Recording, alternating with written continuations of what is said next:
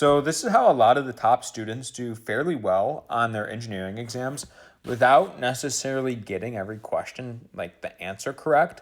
And it's mainly through partial credit because a lot of professors care less about, oh, did you find out that it's exactly 527 newtons? And instead they want to know, did you exactly not did you follow the process that's required to get the right answer? So they don't care that you got 527 newtons. Of course, they would love you to get the right answer, but it's more, do you understand what the steps are that need to be taken to get the right answer?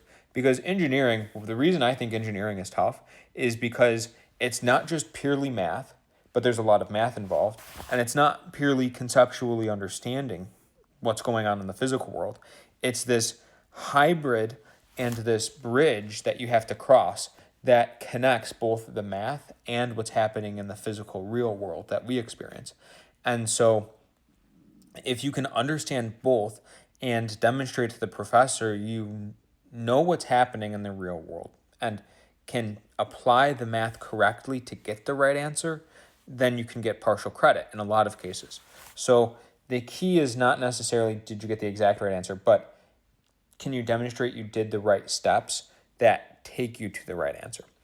And so here's two things that I think could help you. Number one is make sure that you're neat handwriting and you're maybe doing your work from left to right or top to bottom a way that could be easily followed. And something I personally liked to do, and maybe your professors recommend another way to label your work or organize your work. I like to put a 1 and circle it next to each step, or then a 2 next to the second step, and then a 3 next to the third. So then the professor could easily follow 1, 2, 3, 4, 5, 6, all of the steps in order.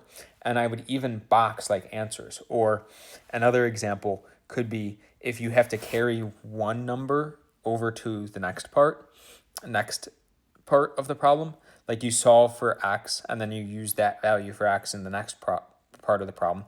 You literally you square what x is and then you draw an arrow to where you're substituting it.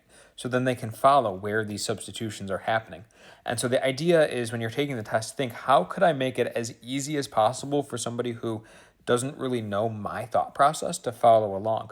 Another example of something that could work is boxing and squaring and maybe putting a star next to your final answer.